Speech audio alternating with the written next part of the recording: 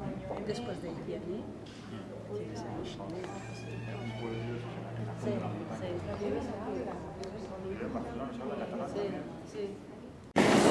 Esan bezala, Mediterraneoz bestaldetik etorritako bi gonbidatu dazkau gaur. Azpimarratu nahi nuke nolako aukera berezia da nau izan ere, azken 5 urteotan askotan izan Siriako kurduekin, Amaziekin ere naiz, baita Kabilian bai Libian, uste lehenbiziko aldia dara, ez dut esango uste, baizik eta berez lehenbiziko aldia dara, non aukera daukadan herri bakoitzeko kide batekin mai berean eseritzeko ez. Azpimarratuz besterik gabe ez zen nolako aukera bikaina da. Besterik gabe aurkeztu ditut gure gonbidatuak, nire eskubita dago Kaisa Baraham, Kaisa Algeria da, Algeriako Kabiliakoa, Amaziga da beraz, eta ama hizkuntza Tamaziga da du, ala ditzei bere hizkuntza. Kaisa kazetaria da, filologoa, irakaslea, duela 8 urte Bartzelonan bizi da, guantxe bertan kontatzen eginean, Bartzelonan abian jarrikoela proiektu bat, Amaziberazko eskolak emateko, ezin aipatu gabutzi ere, Kaisak parte hartu zola, danoi aski ezagun ditezaigo mairuagea Berlaino artean Sarriona Indiaren obra itzel horrena kolaboratu zuen, horren itzulpenean, ez katalaniazko itzulpenean, izan ere Kaisak ere katalanez ere badaki. Rodi melek dakau gurean ere, Rodik Siriako iparraldean jaso zuen ama hizkuntza, kurdua da bera, kazetaria, idazlea, konpromiso erabatekoa erakutsi dio eskaini dio bere hizkuntzari, baina berea da nagusi gaur egun konpromiso politikoa. Izan ere, Rodi dugu alderdi, Batasun Demokratikoen alderdiko buru nagusia ordezkaria Bruselan. Esan gara dago, Batasun Demokratikoaren alderdia, Siriako kurduen alderdi politiko nagusia dela.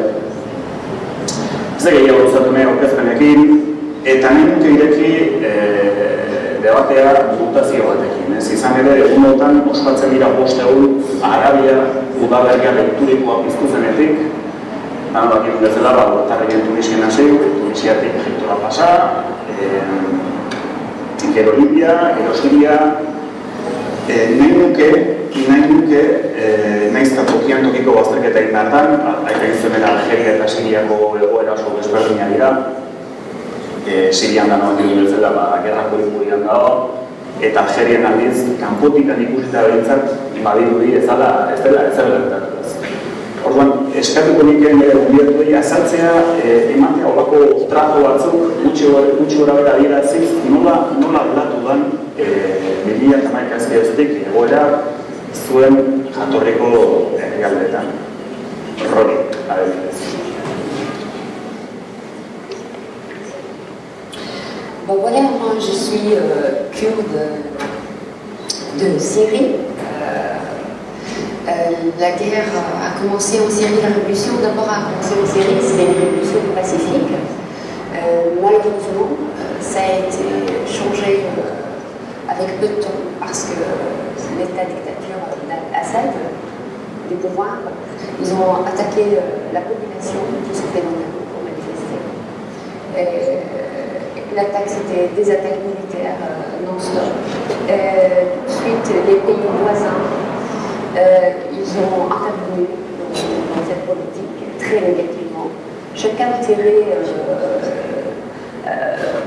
de son côté et ses intérêts, en oublié la population syrienne, la population qui vit en Syrie, parce que la Syrie c'est une mosaïque.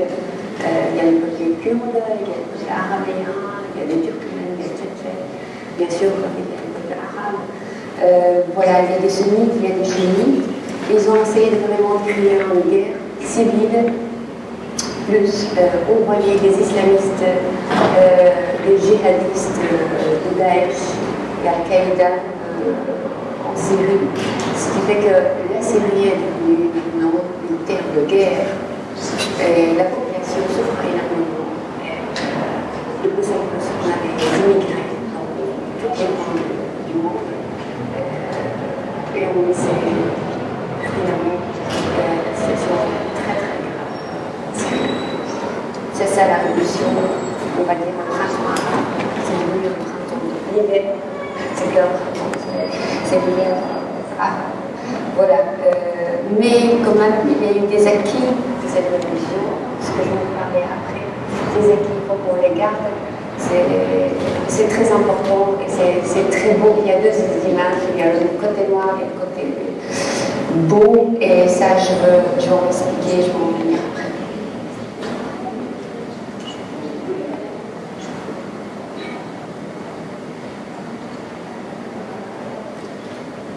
Kaisa, kanpotik esan bezala, ematen du Algerien ez da gertatu da zerbait 2000.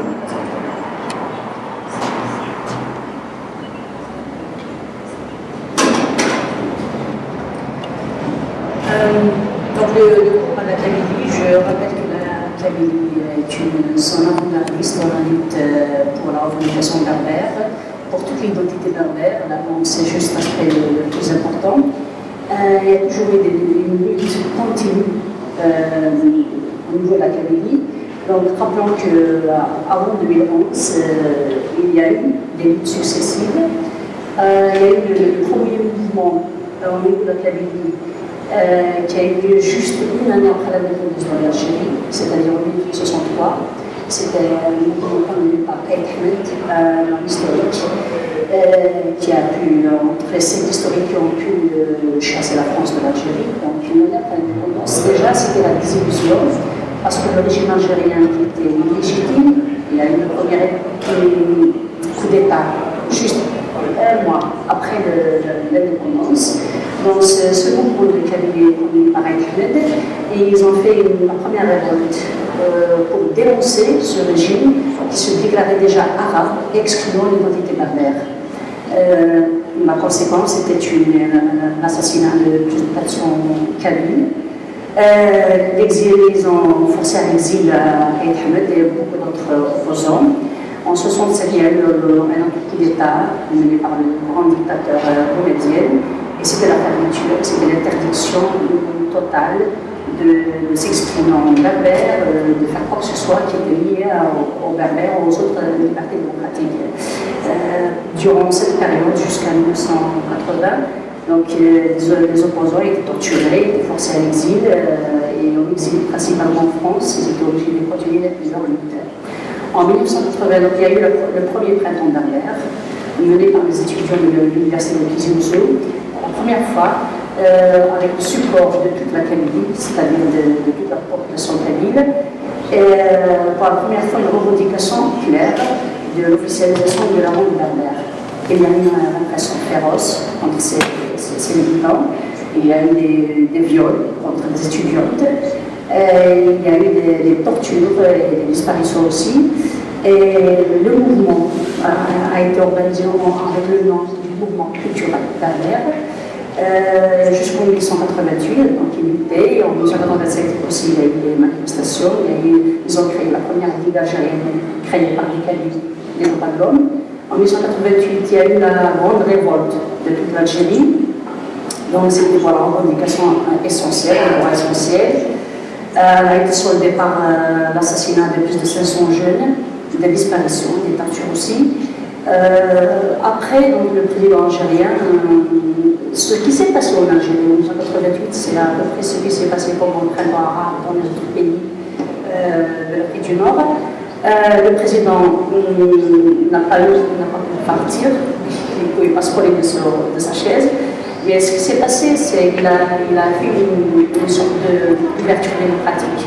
Pour la première fois, légaliser des partis politiques, des mouvements, des associations culturelles et de la presse libre et indépendante. Donc c'est dans ce contexte que mon ami qui est journaliste professionnel, ils ont créé le journal Le Pays, Vermouth.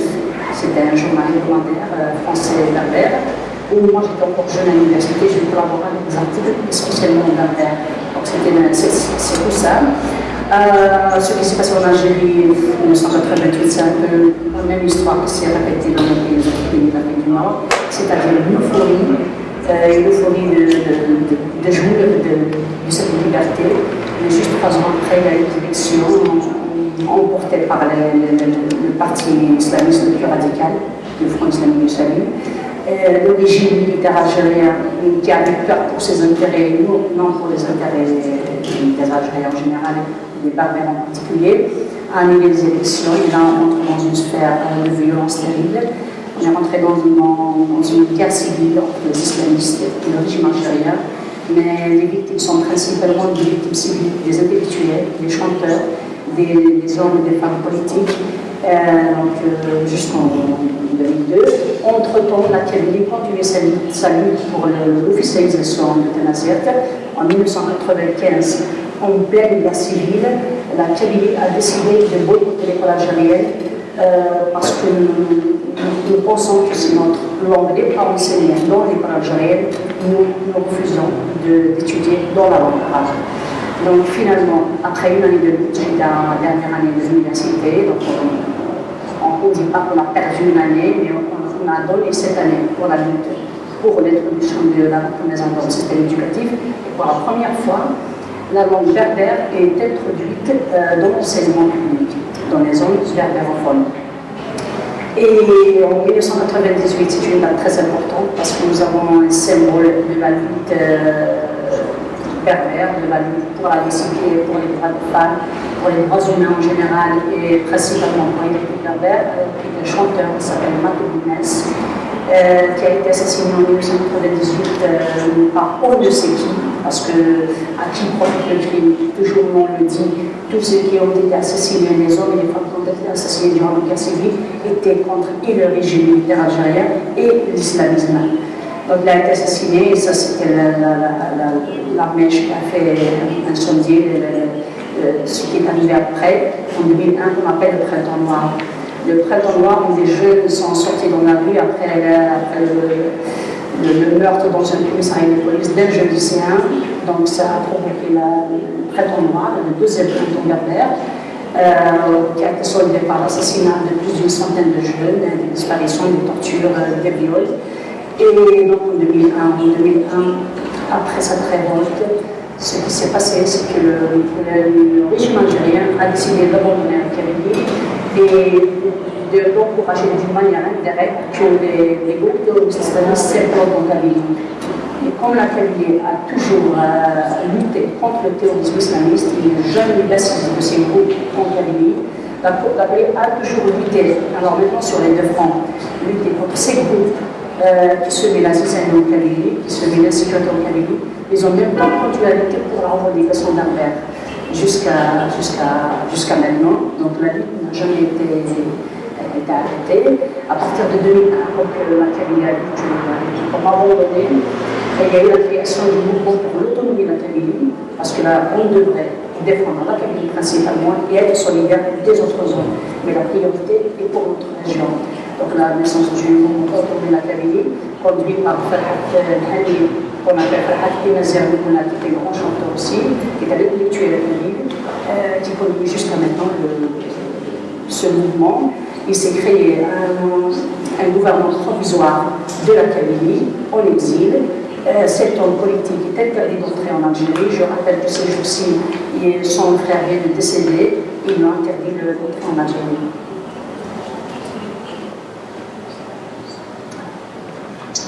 Zuk aipatu zuk Aisha, Arabian, eskualde Arabian mundua deituriko horretan zu amaziratzea, zurrodi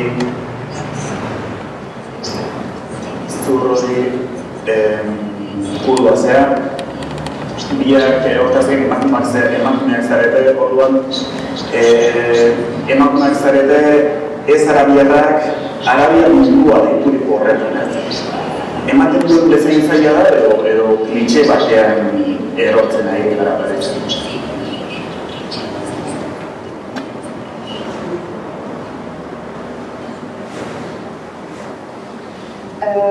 D'abord, voilà, maintenant, il y a des conséquences historiques qui fait que, voilà, moi j'ai ma identité kurde et je suis aussi fière d'être syrienne et de vivre avec mes frères arabes.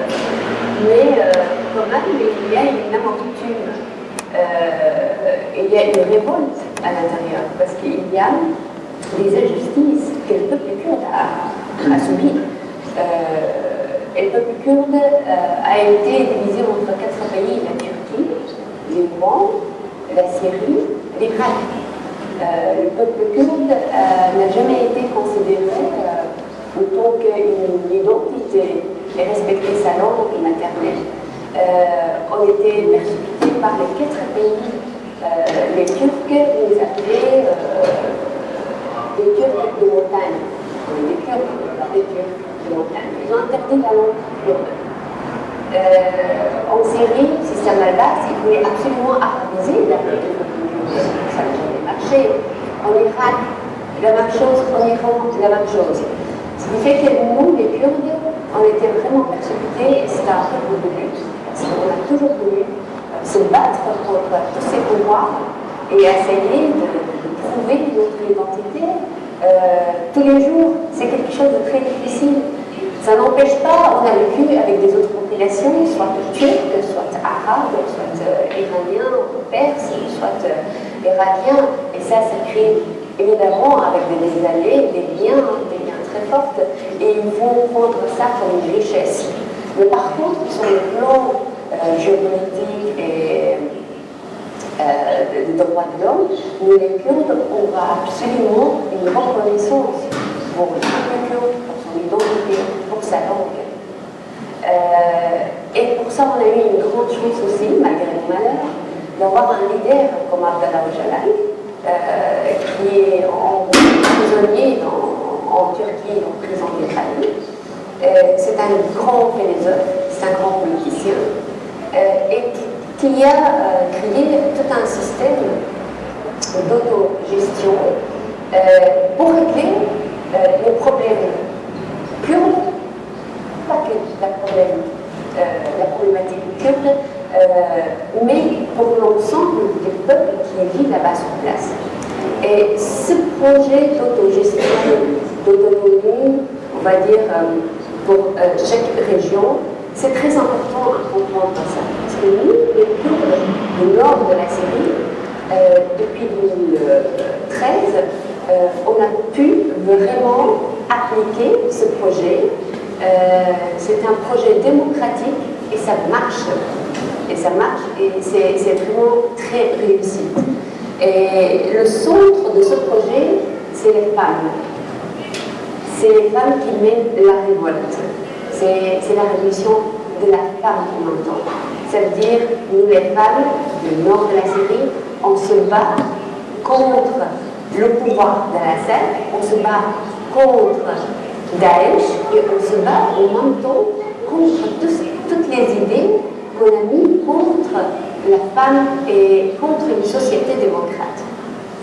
Les étapes, j'aimerais bien vous expliquer, je ne sais pas maintenant ou après.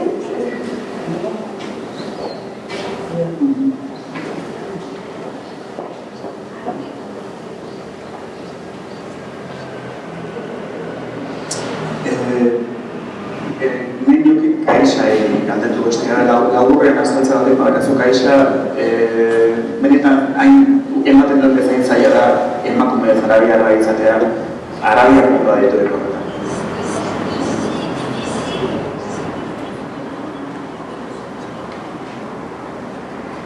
Donc, je rappellerai le combat historique aussi des femmes berbères. Je rappelle que quand il y a eu la conquête arabe, en Afrique du Nord au 7e siècle, les Arabes qui sont arrivés, ils ont trouvé une femme qui a réuni sur le peuple berbère.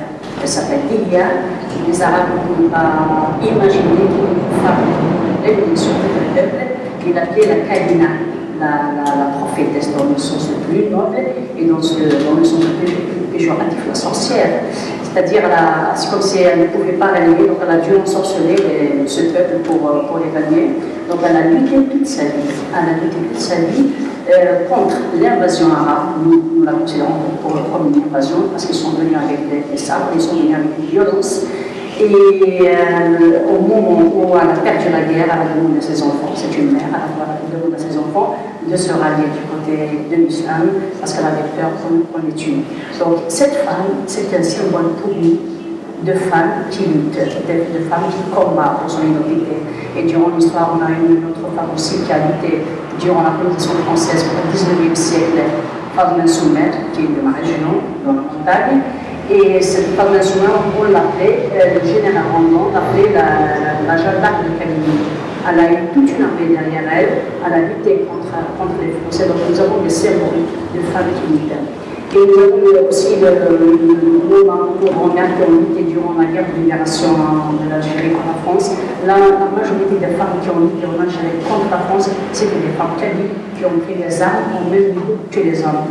Et qui rêvaient, qui avaient le même rêve que les hommes, c'est-à-dire une Algérie plurielle où tout le monde pouvait vivre ensemble. Ce qui s'est passé après l'indépendance, en 1963, la première constitution algérienne a éliminé ces femmes de l'existence officielle de l'Algérie. C'est-à-dire qu'on leur a dit « retournez dans vos cuisines ». C'était le slogan qu'utilisaient les femmes durant les années 60 qui se sentaient trahies. C'est-à-dire dans la guerre, on est tous égaux, on meurt de la même façon, mais quand dans la paix, on revient à être les inférieurs, à être les femmes foyer.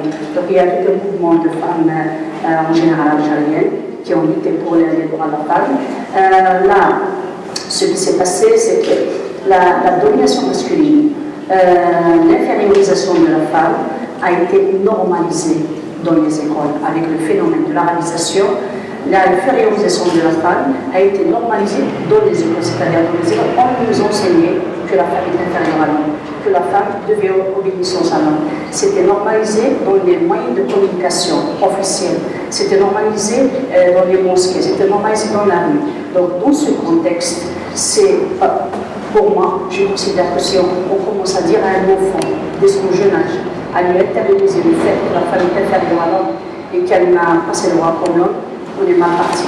Donc c'est ce qui s'est passé, et durant 30 ans, on disait ça aux enfants algériens, et c'est ce qui a fait que nos résultats qu'on avait dans les années 90, c'était qu'il y avait un intellectuel qui a fait une étude sur ça, dans les années 90, il a dit l'école algérienne a fabriqué des terroristes. C'est un miracle qu'il n'y ait pas de jeunes terroristes. Donc tout a été normalisé. Et c'est très difficile d'être une femme dans ce contexte. Mais en même temps, nous avons la spécificité de la Kabylie. La Kabylie, nous n'avons pas autant, c'est que nous sommes critiques avec notre société kabyle aussi, parce que nous avons le machisme méditerranéen, nous avons aussi quelques préceptes traditionnels sexistes, nous avons des préceptes aussi de l'islam sexistes envers la femme, mais ça ne nous empêche pas d'aimer notre identité, de jouer dans notre identité. Si je disais un écrivain kabyle, il disait « Je sais pleurer comme berbère ». C'est ma langue d'émotion, c'est ma langue de sentiment. Mon identité, les odeurs, les paysages, c'est il s'agit de ma société. Ce qui s'est passé dans les années 90, la Kabylie s'est démarquée. Durant les élections algériennes législatives en 1991. Toutes les autres régions algériennes, les deux partis, ou le parti du régime algérien, ou c'est pour le parti islamiste radical qui ont gagné les élections.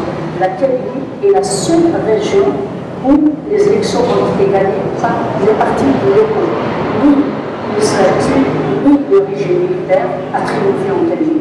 Et là, on a dit qu'il se passe quelque chose ici, nous sommes différents. Donc, nous continuons le mouvement féministe. Nous avons une féministe kabyles qui a été assassinée aussi par des groupes islamistes armés pour revendiquer la laïcité, pour faire une campagne de sensibilisation pour éliminer ce qu'on appelle le code de la famille, instauré par le régime algérien.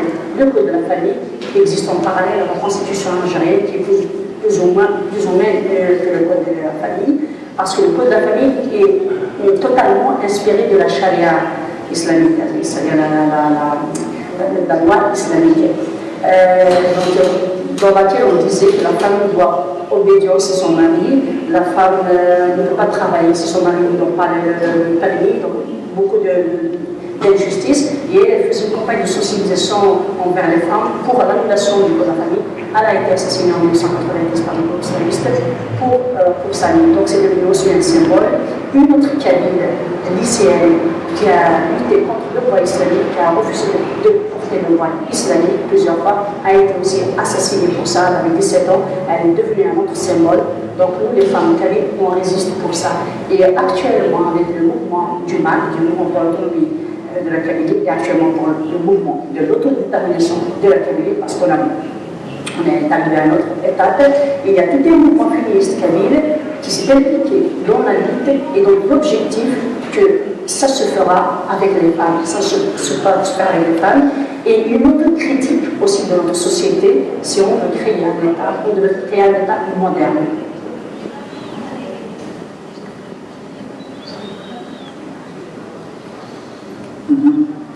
Roy, leheno esaten ari zinen arira, okerrez banago 2008ko neguan Rojavak edo Siriek bateko autogobernu demokratikoak argitaratu zuen konstituzio edo egoitzak kontratu baten antzeko dokumentu bat. Asko diotenez, hau segiteke ekialdegieko proiektu demokratiko bakarra. Hala esan duzun bezala.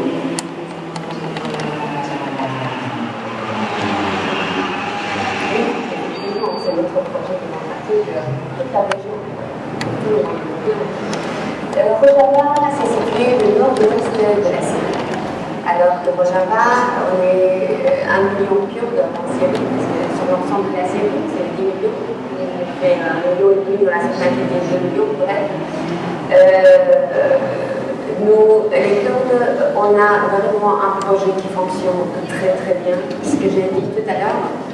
C'est un projet démocratique qui garantit le vivre ensemble, qui garantit aussi un avenir pour l'ensemble de la population. Dans un pays où il y a la guerre, il y a des dangers de tous les jours, ce peuple-là a pu vraiment réaliser ce projet. C'est à cause de quoi? C'est à cause d'une conscientisation politique. Il y avait des militants politiques depuis 30 années qui travaillent avec l'ensemble de la population. C'est pas venu comme ça tout à coup. Malgré le système al-Baas qui est très totalitaire et très dictateur, qui persécute la population kurde, ils ont fait plein de projets d'arabisation dans la région, le nord de la Syrie, en implantation de peuples arabes, de bédouins qui l'ont fait venir pour vivre dans le nord de la Syrie, tout en occupant toutes les régions pour que les Kurdes soient dispersés, pour qu'ils ne puissent jamais être une unité ou une force. Mais malgré ça, on a eu vraiment des cadres politiques féminins et masculins qui ont travaillé avec la population et c'est avec l'idéologie d'Abdallah Öcalan. C'était des cadres politiques qui venaient de l'ensemble du Kurdistan. Ça vient de Turquie, de l'Irak, de l'Iran. On va dire que c'est le PKK, parce que le PKK s'est vu d'une manière terroriste maintenant, mais c'est des grands militants armés qui se battent pour le droit kurde dans l'ensemble du Kurdistan. Et grâce à ces gens-là, grâce à l'idéologie d'Abdallah Öcalan, la population kurde a été prête à un renversement du pouvoir. Nous, on a eu déjà en 2004 une révolution populaire à l'intérieur de Rojava. Malheureusement, ça a été vite arrêté à cause du système al-Baas. Ils ont fait tout pour arrêter cette révolution. Mais pour dire que nous, les Kurdes, on était déjà prêts à ça. Et avec le printemps arabe, avec la révolution, pour la première révolution en Syrie, nous, les Kurdes, tout de suite, on a senti le besoin de s'organiser. Et on s'organisait sur deux plans. Plan social et plan militaire. Ça veut dire qu'on a créé des autodéfenses. D'autodéfense masculin, d'autodéfense féminine. YPG pour les hommes et YPG pour les femmes. Et ces gens-là, ils sont venus se battre et protéger toutes les zones kurdes jusqu'à présent. Et d'ailleurs, même des autres zones arabes. Et ils ont essayé de recruter parmi la population l'ensemble de la population, pas un groupe d'arabes, araméens. Tout le monde maintenant s'affilie au YPG, au YPG, parce qu'ils trouvent un avenir, une résistance, une vraie résistance là-bas sur place. Sur le plan social, on a pu vraiment créer des assemblées locales. Les assemblées locales, il y a des conditions très importantes. Ça doit être chapeauté par un homme et une femme, c'est-à-dire par un système de co-présidence. Dans chaque assemblée, il faut un homme et une femme qui co-président.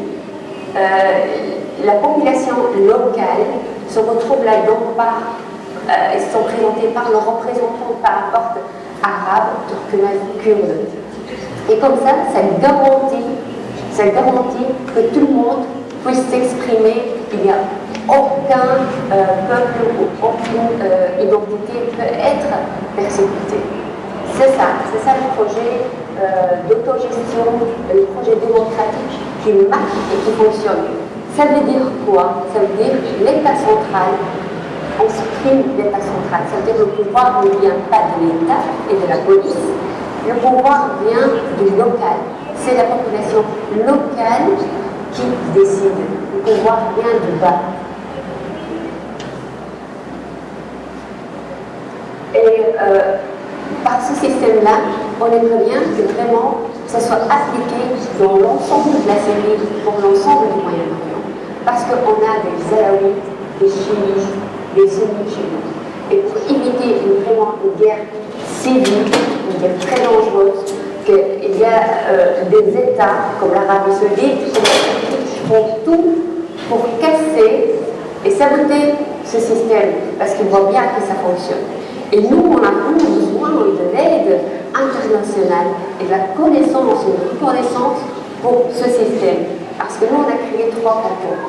C'est un système cantonal pour Gisèle, pour Kobané, pour Afrique. Et pour que ça fonctionne très très bien, parce qu'on a besoin aussi d'une reconnaissance internationale. Et malheureusement, nous, on remarque les États membres de l'Occident, des États-Unis, ils nous soutiennent sur le plan militaire. C'est étonnant. Pour se battre contre Daesh, pour se battre contre Assad, on se tient avec eux. Par contre, sur le plan politique et soutenir ce projet qui fonctionne, et pour garantir la sécurité de l'ensemble de la Syrie, et qu'on arrête cette immigration, parce que l'immigration, c'est devenu vraiment quelque chose de très malheureux pour l'ensemble du pays, pour l'ensemble des Syriens. Les immigrations, les immigrés sont devenus vraiment une force de chantage pour la Turquie, pour faire une pression sur l'Occident et pour faire ce qu'elle veut. Et il y a vraiment un danger politique qui se passe dans la région. Il faut comprendre tout l'ensemble des facteurs qui se passent là-bas sur place. En Turquie, maintenant, on assiège les villes kurdes.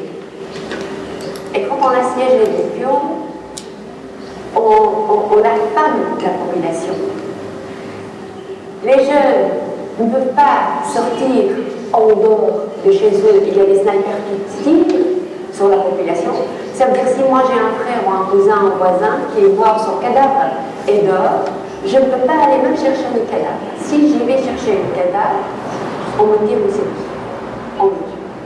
Alors, la population se réfugie ensemble dans des caves. Et ils restent comme ça, sans nourriture, sans aucune aide, pendant des jours et des jours et des jours. Et dernièrement, il y a 122 morts.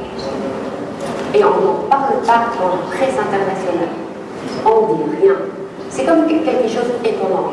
Moi, en tant que journaliste, je suis choquée, mais vraiment choquée. Je comprends que l'État turc, l'AKP, prisonnier des journalistes à l'intérieur du pays.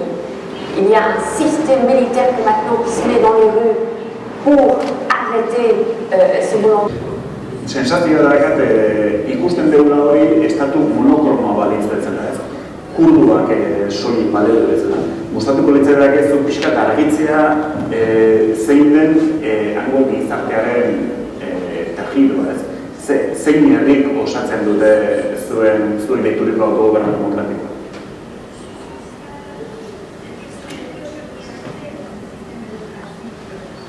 Voilà, bon, je vous explique un petit peu par rapport à le nord de la Syrie, où il y a 3 langues officielles, et moi, il y a 6 mois, j'ai visité le Rojava, et j'étais vraiment très émue. C'était quelque chose de très beau, parce que j'ai vu les drapeaux, le drapeau kurde, il y avait vraiment des affiches dans les 3 langues, kurde, arabe, araméen, ça veut dire on a officialisé les 3 langues officielles de la région qui représentent la population de la région. Ça veut dire nous les Kurdes, c'est ça que le système et l'importance de ce système. C'est vrai, on était très précipités dans l'histoire par l'accord de Sykes-Picot, qu'on nous a divisé entre 4 pays, qu'on a supprimé notre langue officielle, mais malgré ça, nous, on ne veut pas absolument opprimer une autre population. Nous, on veut que l'ensemble de la population puisse s'exprimer avec sa propre langue, tout en respectant chacun sa religion, ses spécificités. Et c'est pour ça que c'est vraiment... Je lisais, c'était tout écrit de ça. Et quand j'étais là-bas sur place, et que tout était en 3 langues. En araméen, en kurde, en arabe, c'est très important. Quand j'allais visiter les associations, parfois elles étaient chapeautées par une arabe, parfois par une araméenne, parfois par une kurde. Et ça, je trouve que c'est une richesse et c'est un exemple pour tout le monde que la population, les peuples puissent vivre ensemble. Et la langue est très importante. C'est par la langue qu'on peut s'identifier. La langue kurde, je rêve en kurde, je me réveille, je suis kurde. On ne peut pas m'enlever cette identité. Mais je peux aussi m'entendre parler l'arabe ou l'araméen et que je suis très très fière. Et j'imagine ça aussi pour un araméen ou pour un arabe. Et on peut réaliser ce projet et ça fonctionne très bien. J'ai visité des écoles. Et dans les écoles, j'ai vu vraiment, il y avait des profs dans les 3 langues. Et c'était vraiment remarquable, c'était très beau. Et les 3/4 des enseignants, c'était des femmes. C'est des femmes qui enseignaient ces enfants-là. Ça veut dire qu'il y a des écoles en ce moment-là. Et c'était vraiment, pour moi, c'était beau. Je me suis installée comme un enfant et j'essayais d'écouter pour savoir c'est comment d'apprendre des cours en kurde. C'est quelque chose de très beau, c'est merveilleux. Parce que tous les termes scientifiques, on l'apprenait en arabe. Et là, on a trouvé vraiment des mots en kurde et c'était vraiment quelque chose de beau. Et je me suis comment dire, je me suis rendu compte à quel point qu'on m'avait privé de ce bonheur. On m'avait privé de mon identité. Parce que quand j'étais à l'école, quand je voulais parler avec une amie en kurde, je parlais en cachette dans ses oreilles parce que j'avais peur.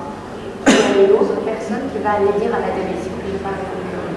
Et qu'on allait appeler mes parents et qu'ils allaient aller jusqu'à la police, qu'on allait venir chercher mes parents. La peur qu'on m'a mis à l'intérieur de moi. Et être honteux de dire que je suis kurde. Et si je disais je suis une sauvage, c'est pas quelqu'un de civilisé, je ne suis pas normale.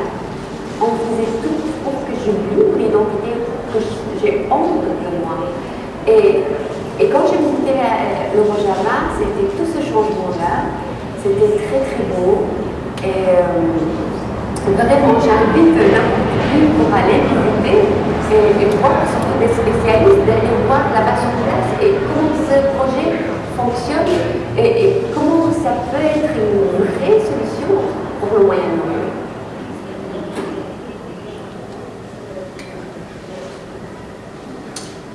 Hizkuntza aginari dugularik okerrez banago ere, Algerian berriki tamaziktak ofizialtzat jo da. Aurrera pausu benetakoa da edo zerbait estetikoa, nola ikusten zut?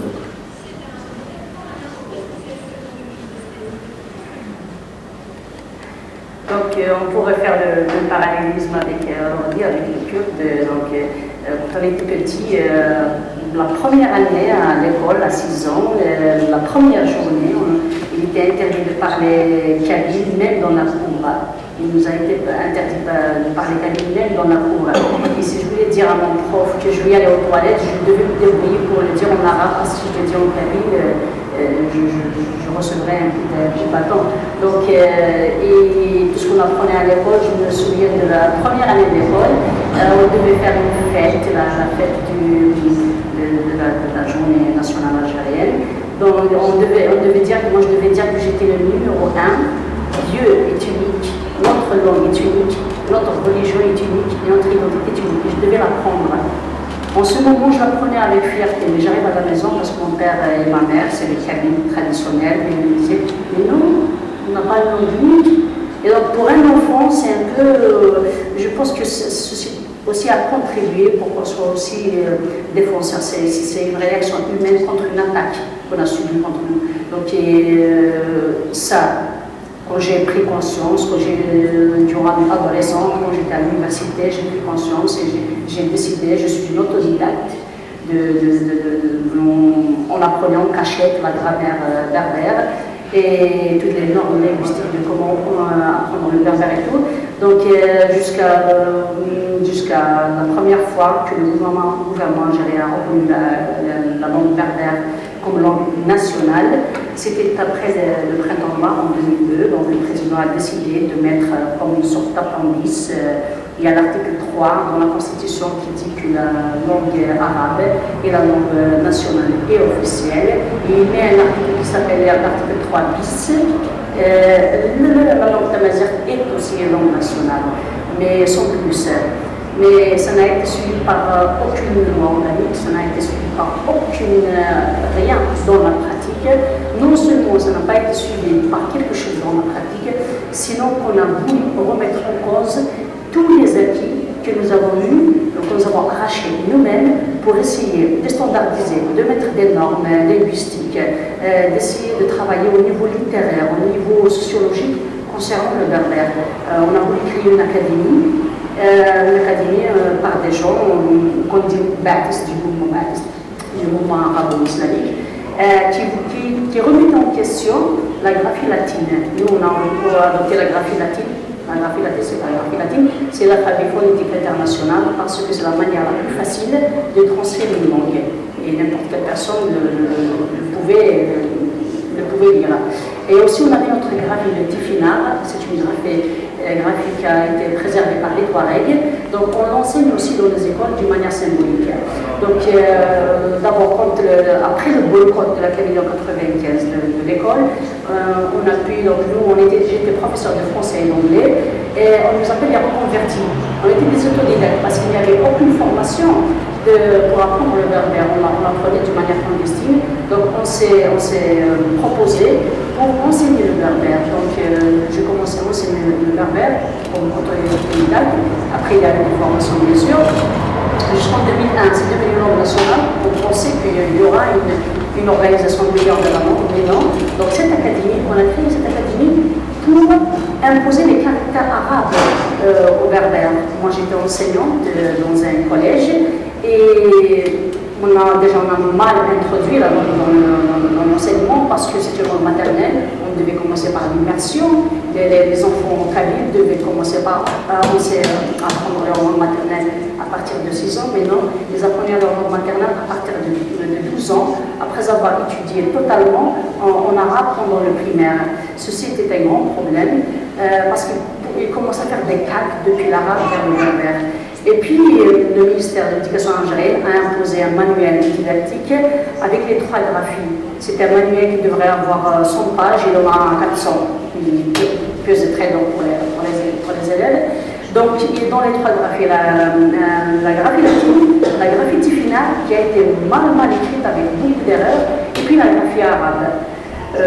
Pour preuve, moi je propose le livre à mon élève, je lui dis, tu as étudié l'arabe pendant 6 ans. Est-ce que pour toi, c'est plus facile de lire le berbère avec les caractères arabes ou avec la graphie latine? Je leur dis, le plus logique, serait qu'ils puissent lire le berbère à partir de la graphie arabe. Non, c'était impossible de déchiffrer le texte, c'était impossible de déchiffrer parce que la langue arabe a beaucoup de signes diacritiques, il y a une surcharge et c'est impossible de lire. Et tous les élèves, et ceci on l'a fait parce que nous, en tant que professeurs, on avait notre lutte, nous sommes des professeurs de berbère, mais on avait beaucoup de problèmes. Il y a une impunité totale, c'est-à-dire si un directeur décide de ne pas le laisser rentrer dans l'école, il peut le faire. Pourquoi? Parce que ce directeur est un service du régime, pour l'idéologie du régime. Donc ça, c'était un problème. Donc cette académie a essayé d'imposer à partir de 2002 les caractères donnant des arguments subjectifs, des arguments irrationnels, disant que comme la langue arabe, l'arabe c'est la langue du Coran, donc on préfère écrire le berbère avec un caractère arabe. Nous, on s'est toujours opposés. Les intellectuels kabyles, les spécialistes de la langue se sont toujours opposés et cette académie a été comme dissoute. Elle n'a aucune présence, donc un retour de son de notre part. Et ceci jusqu'à présent. Donc la langue officielle, nous considérons que c'est le plus grand honneur de l'histoire d'introduire de cette façon la langue berbère dans la constitution algérienne parce qu'on est à un moment où on ne peut plus nous tromper. Elle a été introduite d'une manière à nous insulter, à nous humilier. Pourquoi? Parce que, comme je l'ai dit au début, la langue berbère, Tanazir, c'est l'aspect le plus important de notre identité. Mais notre identité ne se limite pas à la langue. Nous avons une culture et nous avons une existence en tant que citoyens berbères que le régime algérien nous refuse. Et dans le préambule de la constitution algérienne, il est clairement écrit que l'Algérie est une terre arabe. Il n'y a aucune référence à l'existence des berbères. Ça, c'est la première insulte. Deuxièmement, dans l'article 3, il est bien écrit et clairement que la langue arabe est la langue officielle et nationale et elle demeure la langue officielle de l'État. On lui colle un article 3 bis qui dit que la langue berbère est aussi langue officielle, sans plus. Et après vient un autre article qui dit que l'État créera une académie berbère dans le but d'officialiser la langue. Donc on est un peu perplexe. Elle est officielle ou elle n'est pas officielle? D'un côté elle est officielle, d'un autre il y aura une académie qui va ouvrir à long terme pour son officialisation. Donc pour nous c'est un mur. Et ceci, cette façon d'introduire la langue de la constitution algérienne a été analysée par des spécialistes intellectuels kabyles, spécialistes juridiques. Et c'est eux qui nous ont donné ces arguments, qui ont analysé la situation et ils disent que c'est un mur. Et nous refusons ça. Nous refusons d'abord pour nous, l'Algérie c'est une terre berbère où l'arabe est parlé. Ce n'est pas le contraire. Donc, pour ne pas rentrer dans le jeu, parce que si on rentre dans le jeu d'accepter l'introduction de cette façon, c'est-à-dire qu'on accepte les règles du jeu, on va accepter, donc nous on rejette. Et pour nous c'était un non-événement.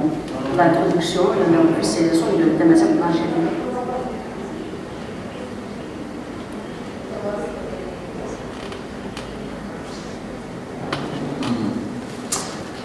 Ikusten dugu tamazikta erabiltzen dira bi alfabeto, nidaki da, latinoa eta latifina, zuka aipatu aintzinako alfabeto hori, Libian ala da bintzat. Kurdurarekin ere antzeko gauza daka, kurmantzi ere ipar kurdua idazten da latinoz eta sorani ere bainintzeko varianteak araberaz ez. Hau dena kontuan harturik ere bilak atzerrian bizitzatela, ez? Bruselan bizitzea da, ez du Bartzelonan,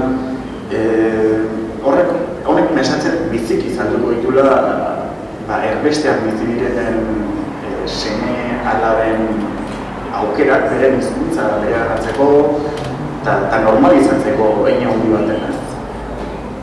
Zaila dirudi, Bruselan honelako egoeran aurrean zaila dirudi, Bartzenan bizian amazika, une amazika, edo Bruselan bizian unek burua eutxi galitzatea bere hizkuntza.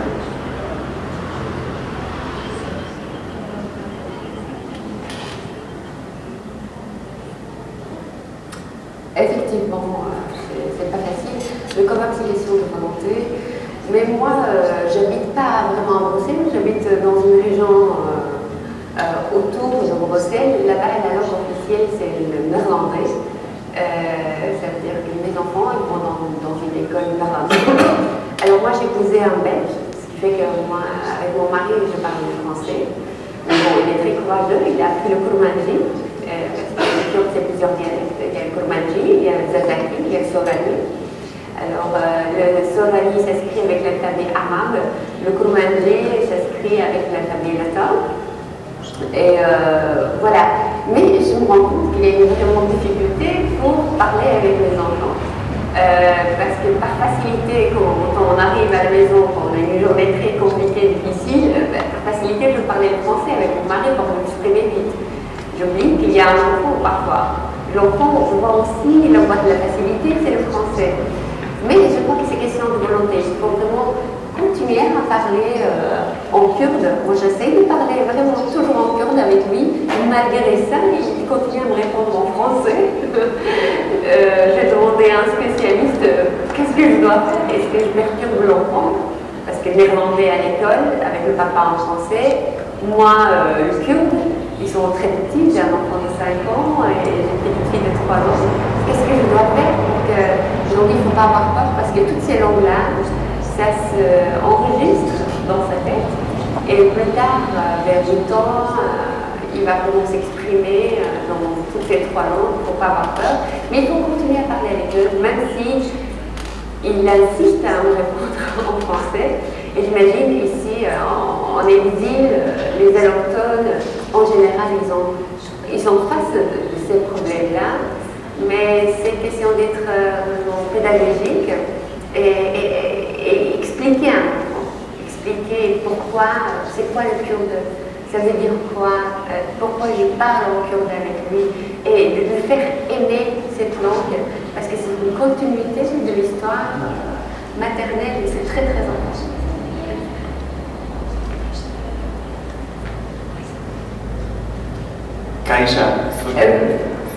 Excusez-moi.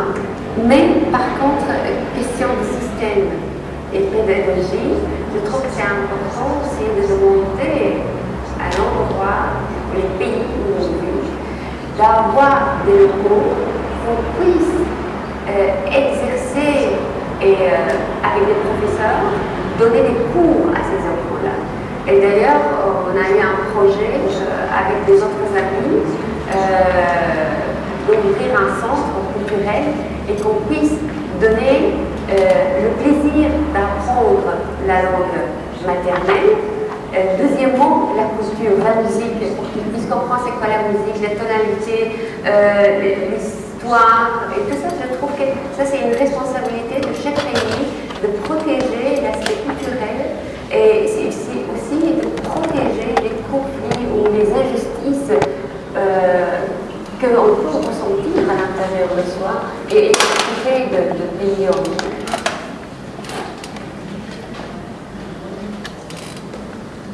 Zure txakaisa gogotik gutxi girezu errodika aipatu duen berezitasun horrek ez. Izan ere, martxan abian jarri duen aipatu duen bezala, abian jarri duzu amazigerazko eskolen proiektu bat Bartzelonan. Kontatu duzu nuke horren inguruan izan dituzun zailtasunak eta proiektuaren nolakoak, zer egin pertsona hori ikaragarri interesantzak.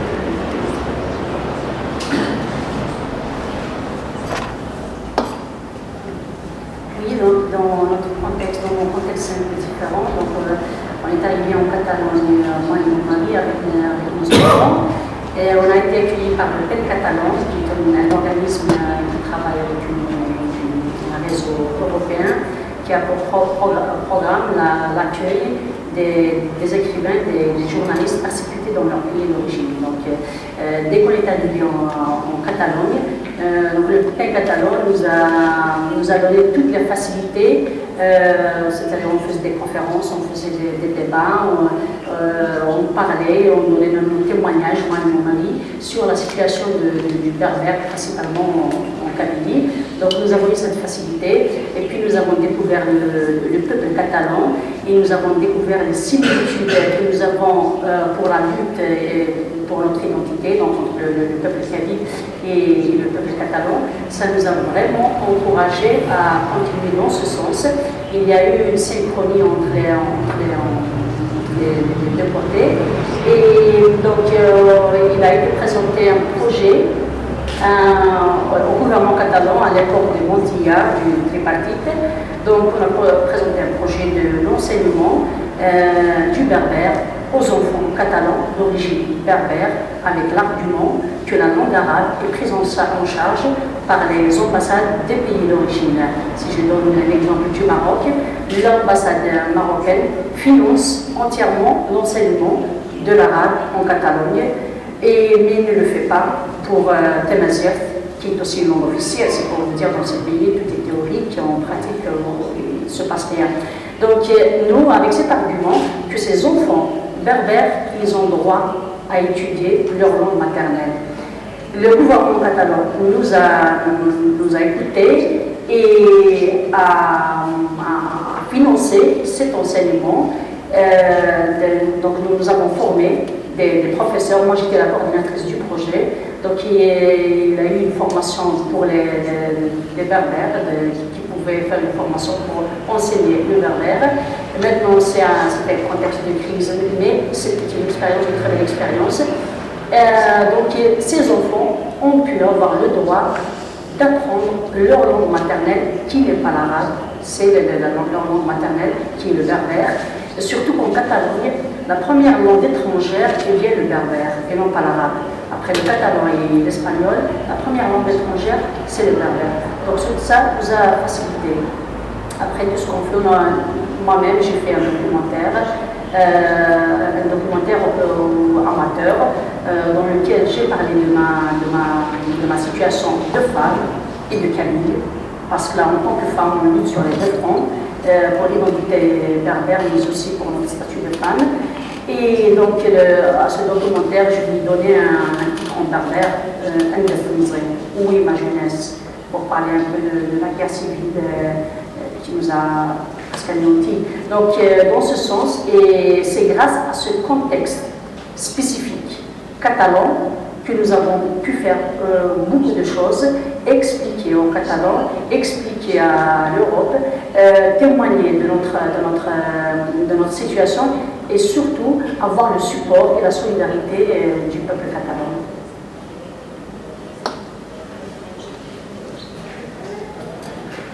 Biak erbestean bizitzatela, esatzen askotan esplikazioak azalpenak emateko beharra sentitu ez zuela. Nongo Algeriarra eta Siriarra, baina Siriako kurdua, Algeriako Kabiliarra edo Amaziga, pensatet hainbatetan etiketa jarriko zizuela, batez ere ez jakintasuna batik, bestontzako ere, nik uste berrikai eba deskubritzen, Ipar Afrikan eta ekialdu behian arabiarrak ez dien beste herri batzuk ere badirela aspalditik ez. Zein izan da etiketa, egon badira, etiketa horien pisua, zein izan da ordaina?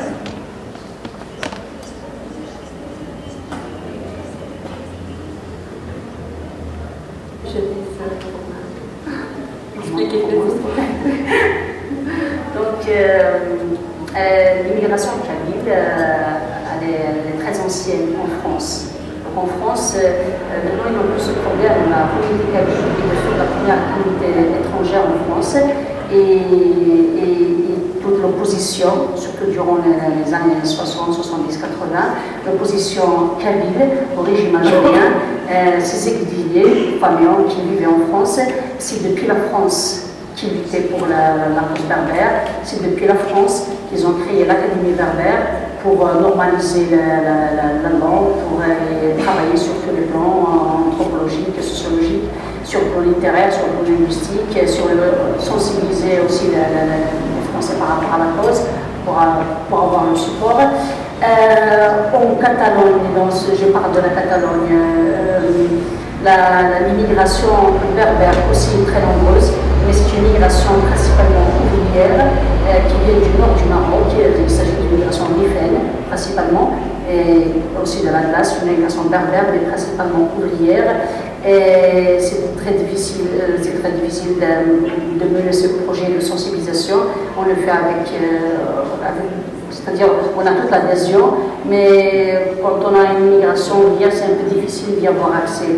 Là, quand je suis arrivée en Catalogne, c'est vrai, il y a des stéréotypes. Il y a des stéréotypes, il y a des clichés sur une femme qui vient du monde musulman. Moi, plusieurs fois, on me dit tu ne portes pas le voile, tu l'as enlevé, tu l'as déjà porté. Donc, cette étiquette d'une femme soumise, d'une femme qui porte le voile, et moi, à chaque fois, j'essaie de me justifier. Et donc, de me justifier, d'expliquer que non, que les femmes aussi limitent en Afrique du Nord, et des fois on ne savent même pas qu'il y a des Berbères en Algérie, donc ils me disent qu'à l'Algérie on croyait que les Berbères c'est juste au Maroc. Donc, mais tout le travail qu'on fait, c'est maintenant on a changé le titre, comme on dit, à plusieurs catalans. Et puis cette situation de la femme dans le monde musulman, c'est l'étiquette la plus lourde. Donc à chaque fois je leur dis moi à 12 ans, j'ai lu Simone de Beauvoir et Voltaire. Je peux aussi lire.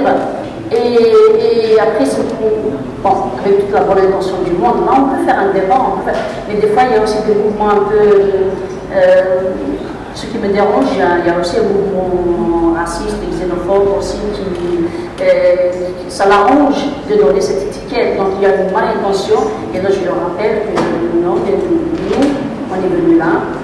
Moi, je ne me sens pas ici comme une immigrée, dans le sens de l'étiquette qu'on donne de l'immigré, c'est comme s'il venait de la jungle, et quand il arrive ici, il est civilisé. Moi, je suis venue de l'Afrique du Nord. Moi, j'avais une situation matérielle beaucoup plus aisée dans mon pays. Je suis venue pour la liberté en tant que femme, et je suis venue non pas pour me taire, mais sinon, quand on arrive ceux qui luttaient au Kabylie contre le régime, on arrive dans les pays européens, on se sent coupable d'avoir abandonné les autres, nos amis qui sont restés là-bas, et surtout ceux qui sont morts, assassinés ou par le régime ou par les islamistes. Donc on a une charge. Notre charge, c'est de continuer à dénoncer et de continuer d'être les porte-voix de ceux qui sont restés là-bas, qui n'ont pas pu sortir, pour expliquer, pour dire, dénoncer. Je ne sais pas si on pourra changer quelque chose, mais au moins pour que personne ne dise que je ne savais pas. Nous aussi en Occident, parce qu'on a des stéréotypes contre les immigrés. Je peux comprendre aussi c'est un sentiment de peur de l'autre, c'est un sentiment de protection, mais elle est plus l'autre, elle connaître aussi, c'est important. Mais il faut aussi un politique d'État.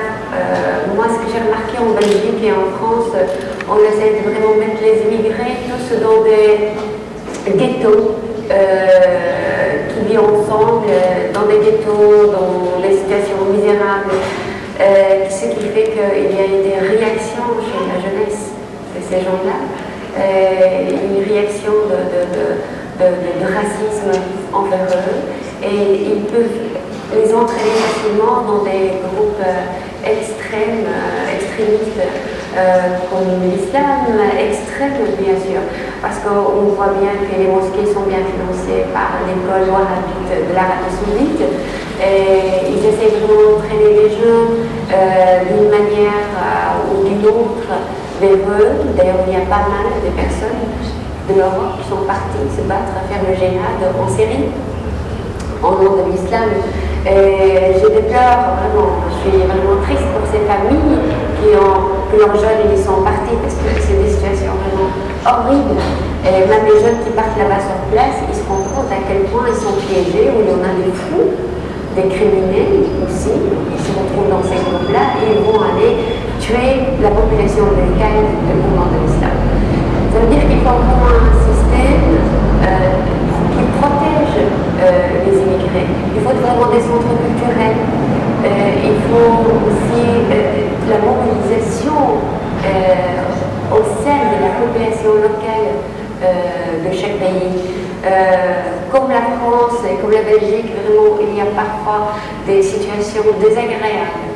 Il y a des étiquettes aussi qu'on met sur la tête des immigrés en disant d'abord ils viennent pour profiter, ils montrent l'aide sociale de notre système. Deuxièmement, c'est des gens dangereux.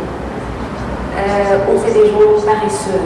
Bref, je vous assure que ces gens-là sont tous des gens qualifiés parce qu'ils travaillaient déjà dans leur pays.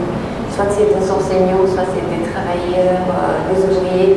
Et quand ils viennent, ils sont aussi à la demande de travail et ils sont fiers de participer à la reconstruction du pays qui les a reçus et ils ont ouvert les bras vers eux.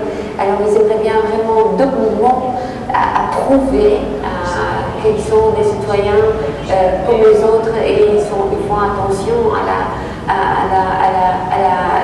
la démocratie et toutes les lois qui sont mises pour protéger de la population. Deuxièmement, effectivement, c'est pas facile d'apprendre une langue, c'est pas facile de venir dans un autre pays. Je crois que personne ne veut s'immigrer sauf des jeunes aventuriers. Récemment, il y a eu une conférence, il y a un monsieur qui m'a demandé, ça m'a heurté. Bon, ça m'a fait plaisir, il faut nous poser des questions.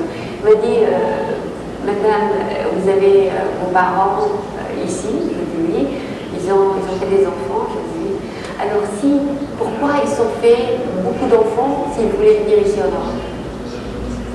Pour profiter du système? Ça m'a choqué, mais après, bon, je me suis dit, écoutez, si mes parents ont fait des enfants, ça veut dire quand même, c'était des personnes politisées, ils sont battues, même pour les droits de femmes. Mon père aussi, c'est un journaliste. Il est passé plus que 20 ans dans les prisons de Syrie, le système Al-Bas.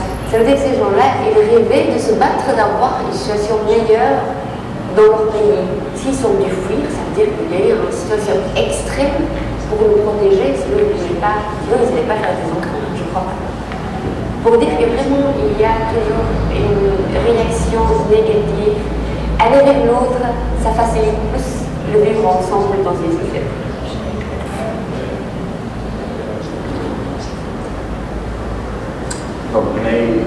Egia esan, batetik galdera sorta oso handia, eta bestetik debatean hitz egiten ari garela, askoz gehiago burlatzen zaizkit, ez bine baliteke zuetako batek izatea galderarik edo zenbait nahi izatea.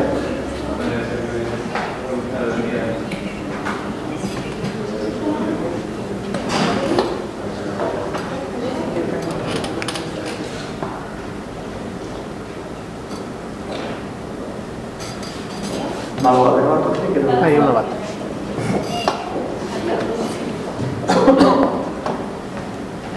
Kaixo, eskerrik asko biei zuen testimonioengatik eta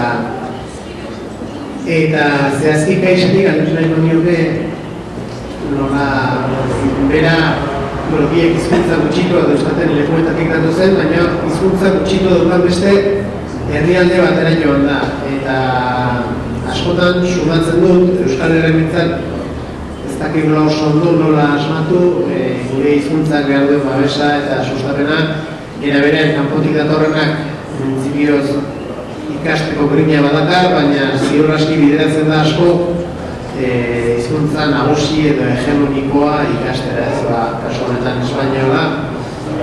Ez dakiz da aurkitu duen berak, badatik katalanez ikasi duela, eta akaso beste ikuspegi bat dakarrenez, kanpotik dakarrenarena aholkurik edo proposamenik izango lukeen bere Kataluniako esperientziatik.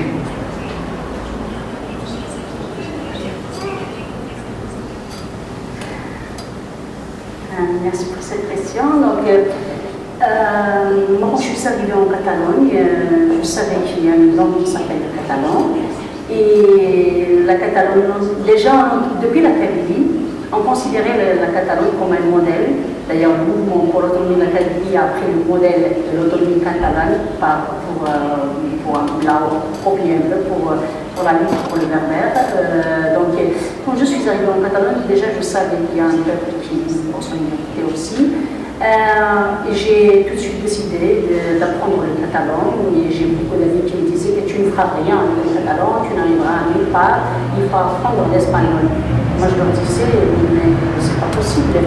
Je suis dans un pays qui m'a accueilli, c'est la Catalogne qui m'a accueilli, c'est pas l'Espagne qui m'a accueilli. S'il ne s'agissait que de l'Espagne, je ne serais jamais ici. Donc c'est les Catalans qui m'ont accueilli. Et pas seulement pour ça, si je pars au Pays Basque, j'apprendrai l'Euskara. Pour moi, c'est une évidence. Il y a beaucoup de Catalans qui me disent merci pour ta solidarité, ce n'est même pas une solidarité. Pour moi, je pense que c'est une évidence, que ça ne pourrait pas être autrement. Donc j'ai appris le catalan. Donc les Catalans, ils ont un centre de normalisation linguistique pour faire les cours, et il y a beaucoup de facilité. Mais aussi, il y a aussi le problème de beaucoup d'immigrés, quand ils arrivent et ils apprennent l'espagnol. C'est-à-dire le problème n'est pas seulement ici au Pays Basque. C'est vrai qu'il y a le gouvernement catalan motive beaucoup les immigrés à apprendre le catalan, et surtout pour travailler dans le public, par exemple, pour travailler, le catalan est exigé, dans le tourisme, le catalan est exigé. Mais cette situation a fait que favoriser, mais je dis que beaucoup d'immigrants aussi apprennent l'espagnol, ils n'apprennent pas le catalan. C'est un phénomène socio-linguistique, c'est un phénomène. Quand on vient des langues minorisées, il y a des personnes qui tombent dans ce qu'on appelle une insécurité linguistique. C'est-à-dire, s'il parle catalan, une langue minorisée, il n'a pas cette sécurité, il doit parler en langue dominante. Ou l'arabe, ou le français, ou l'anglais, ou l'espagnol, une langue dominante. Mais pour nous, si je parle de la communauté berbère en Catalogne, qui est la majorité, je dis que ce sont du RIF et de la classe, et puis après les cabines, nous aussi, c'est un engagement politique. C'est-à-dire, à part de l'évidence, à part de la légitimité de notre position, on trouve que c'est tout à fait normal, c'est en plus un engagement politique. Moi, je ne peux pas demander le support des autres peuples pour ma langue, et je pars apprendre la langue qui a dominé ce même peuple. Donc je trouve que c'est tout à fait normal d'apprendre le catalan. La communauté berbère, contrairement par exemple à la communauté arabophone, ceci aussi est un phénomène sociolinguistique, parce que la communauté arabophone se compare, fait le parallélisme de l'arabe avec l'espagnol. Nous, les berbères, nous faisons le parallélisme entre le berbère et le catalan. Donc c'est pour ça qu'on a cet engagement d'apprendre le catalan.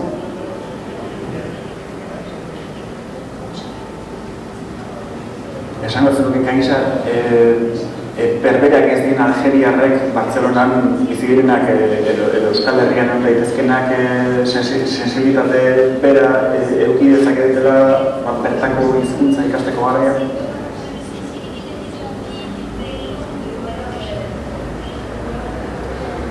Dans la majorité, je pense que si. Parce que nous avons eu cette expérience en Barcelone. Il faut éclaircir un autre phénomène aussi, entre les arabophones et les berbérophones, que ce soit en Algérie, que ce soit en Maroc, il y a comme une sorte de concurrence, il y a comme une sorte de rivalité. Ça, on le remarque aussi ici en Espagne, par exemple, les Basques et les bascophones, par exemple, et ceux qui parlent espagnol, les catalanophones en Catalogne et les hispanophones, il y a une sorte de rivalité, donc c'est Maroc qui est la meilleure et tout. Donc il y a ce parallélisme, mais ceci n'exclut pas qu'il y ait aussi des arabophones qui, pour d'autres raisons, apprennent le catalan, pour d'autres raisons, et où ils ont une conscience de cette importance, ou pour d'autres raisons apprendre le catalan, mais cette réalité, ce constat, il a été fait en Catalogne, que la communauté berbère a plus de sympathie, de solidarité envers le peuple catalan, surtout je parle par exemple de la communauté berbère marocaine, qui a subi trop d'oppression de la part du régime marocain, c'est-à-dire la minorisation de la langue. Donc quand ils arrivent, ils trouvent un espoir dans la langue catalane. Donc c'est qu'il y a ce phénomène qui existe.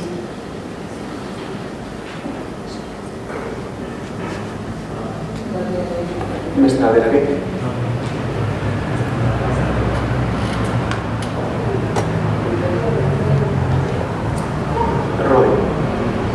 Siriako kurduok 2012 mendean hartu zenuten zuen eskualdea Siria iparrean.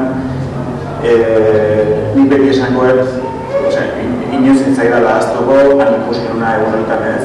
Egun batetik bestea urte luzez klandestinitatean egondako jendea kalera ateratzen, alderdi politikoak, eskolak, lehen kulturazko eskolak ikusten ditun, oso momentu politia, esan dut nik deslogu esaten Uraxi izan zela ikusi dudan edo bizi izan dudan irautza bakarra. 5 urte pasa dira, jihadismoaren itzala aipatu duzu, gehiago aipatu duzute, berriki Errusia sartu da Sirian, eta baliteke Asadek pausu handiak ematen ari dela, ez? Asadek Sirian mendean berriz hartuzkioz, zer gertatuko da zure ustez?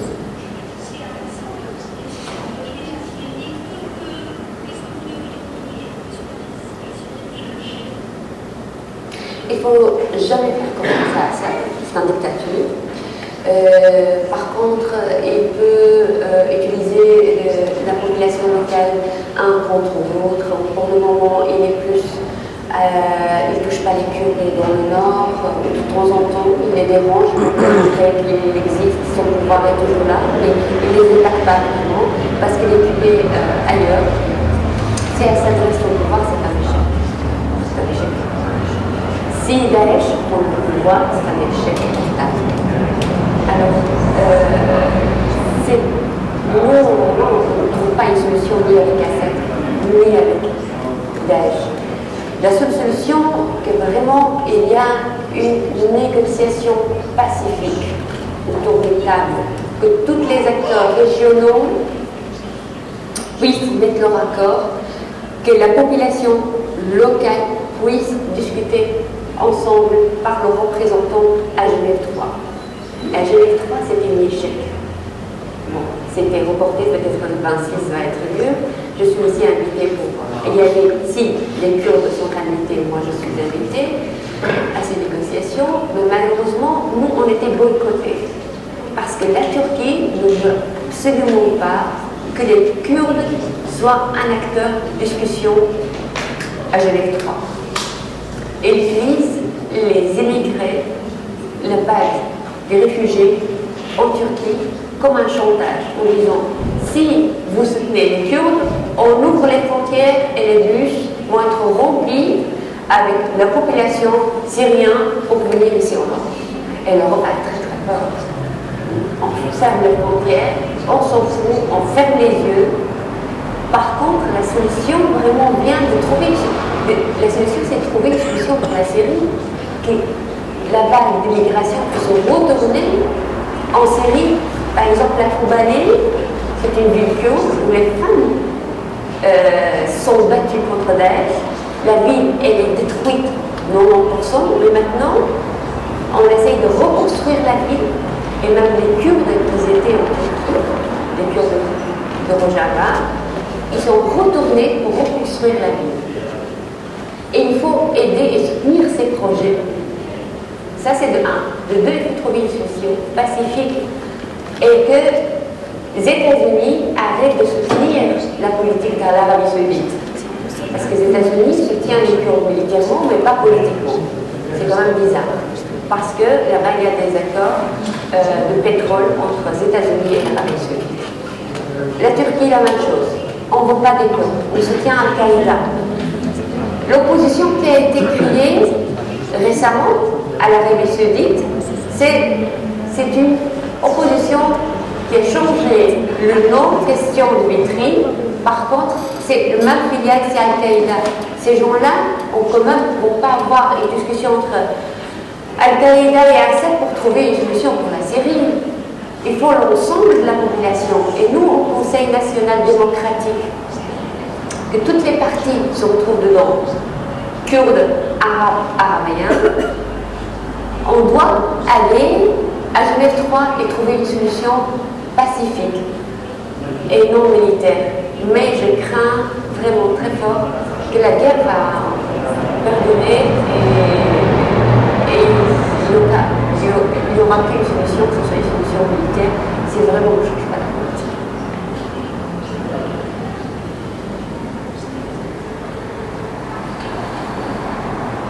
Buruzagi kabilar batek duela 3 urte baten esan zian Algerian estatua eta islamistak txanpun bereko aldeak zirela biak. Bazatoz horrekin?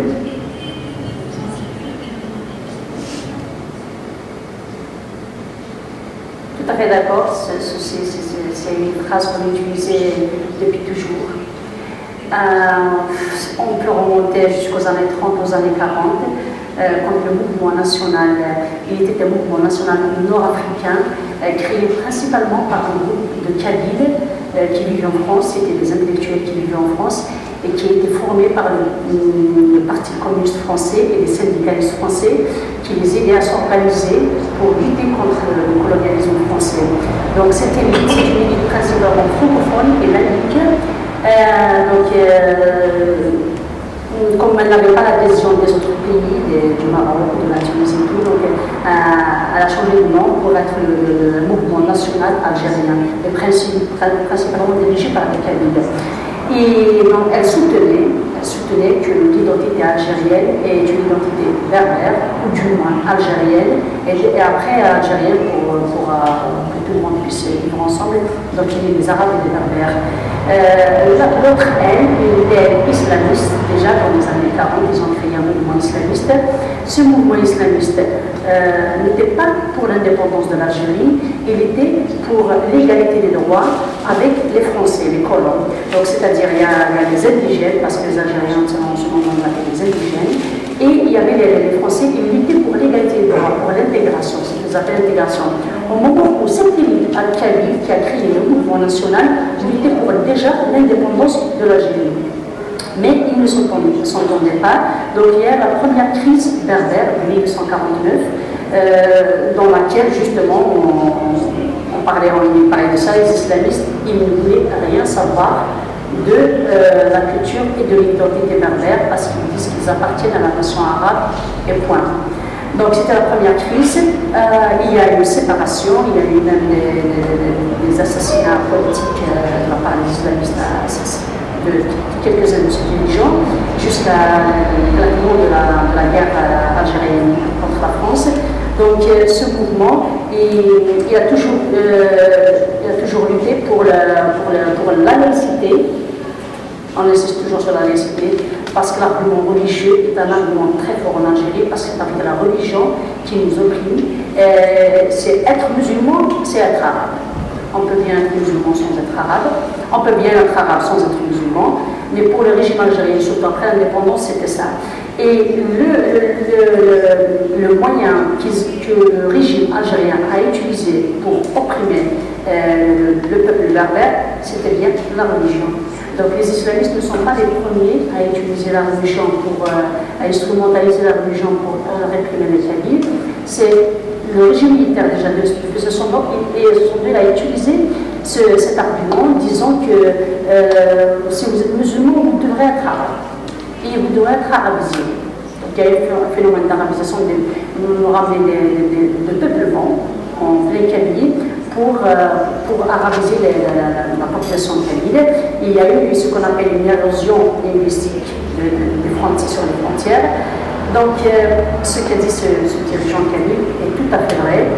Et surtout, ça a été confirmé dans les années 80, après le printemps berbère de 80, juste 2 ans après, un groupe islamiste à Alger a assassiné sauvagement un militant de la cause berbère qui avait 20 ans, était étudiant à l'université d'Alger. Ils l'ont assassiné parce que c'était un militant de la cause berbère. Ils l'ont assassiné en toute impunité, ils n'ont pas été jugés, donc le régime ferme les yeux sur ça. Et ça a été confirmé aussi durant la guerre civile. La Kabylie, elle a toujours été sur 2 fronts. Elle luttait contre les islamistes, les terroristes islamistes, et elle luttait contre le régime algérien. Je me rappelle en 90, il y avait un journal qui s'appelle Algérie Républicaine qui a été interdit des associations 60. C'est un journal de communiste algérien. En 90, il a réapparu. Il a réapparu à la une avec un titre écrit en graffiti final, en orthographie. Il y a eu toute une campagne de dénigrement de ce titre parce qu'ils disaient qu'ils écrivent en hébreu. C'est vrai que la graffiti final à l'hébreu, mais c'est pas l'hébreu pour dire que ce sont des juifs et pour légitimer et pour justifier leur persécution.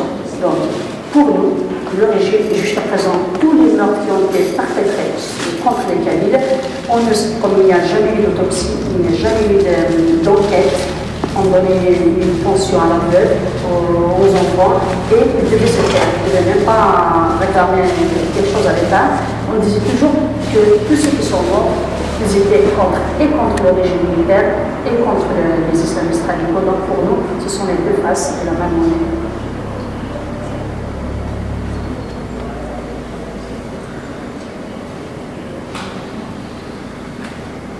Galderarik, komentariorik, batek. Bukatzearen biak zate errestratuak, errefusiatuak zate biak, eta beti esaten da, edo entzuten dut, edo badakigu errefusiatuak beti etxera bueltatu nahi duela. Zuen etxe horiek, batez ere azkeneko 5 urtetan, oso modu arinean, oso azkar aldatzen ari dira. Itxaropenak ez dute etxera bueltatzeko, zuek atzean utzitako etxe horretara edo baztertutako ideia dut.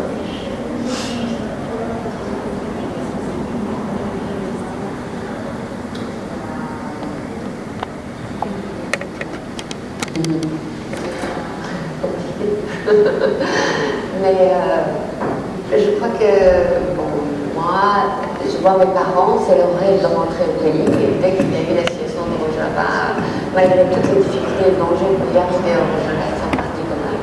Ça veut dire, ils ont construit toute leur vie, leur famille, leurs amis, leur passé, c'est là-bas. Et leur avenir, d'accord, c'était très difficile de vivre ici en Europe. Et la première occasion, ils sont retournés. Moi, c'est encore différent parce que j'ai des enfants qui vont à l'école ici. J'ai construit mon avenir autrement. Peut-être qu'il y a des gens qui aimeraient bien. Moi, parfois j'ai l'envie de retourner, parfois non. C'est un sentiment un petit peu bizarre. C'est très compliqué, je crois que c'est quelque chose de personnel. C'est vraiment le pays là-bas puisse encourager et qu'il y a vraiment tout un système, comme maintenant on voit, qu'il n'y a plus de guerre. Je crois que la population locale aimerait bien retourner. Surtout, j'essaie de signaler pour les Syriens, les plupart que j'ai rencontrés, leur seul et unique rêve, c'est de retourner là-bas. Mais bien sûr, il faut tout un système qui garantisse leur bien-être et leur sécurité dès qu'ils retournent là-bas. Par contre, les gens qui restent ici, il faut trouver un système de les alerter, un système adéquat à la population syrienne. Mais ça, c'est encore... Je crois que la population syrienne, c'est encore un cas à part. À un moment donné, il y a eu des autres immigrations qui sont venues ici, vers l'Europe. C'était des moments très compliqués, mais ils sont restés. Maintenant, ils sont devenus la population locale. Les Syriens, c'est encore différent parce qu'ils sont... La plupart sont en Turquie, c'est dans des camps. Et ils sont privés d'éducation, ils sont maltraités, ils n'ont pas le droit de travailler. Et quand ils travaillent au moins, ils sont vraiment persécutés. Je crois que ces gens-là, leur seul rêve, c'est de retourner au pays.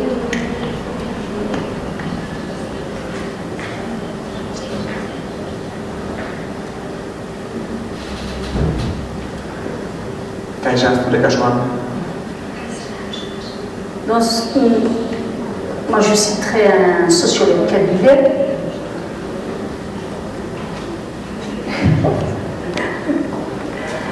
Donc, je citerai un sociologue kabyle qui a vécu longtemps en France. Et c'est une des 4 références mondiales dans la sociologie de l'immigration. Il a étudié l'immigration kabyle en France. Il s'appelle Abdelmalek Sayed. Il a écrit un livre dans lequel il a analysé cette situation des immigrés en France. Et le livre, le titre est très très frappant, très symbolique.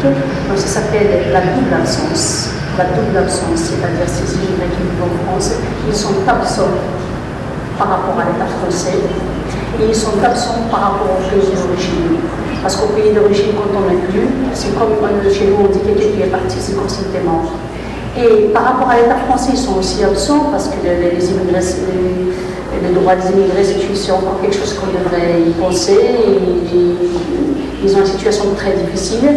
Donc, moi, je ne veux pas vivre de cette façon.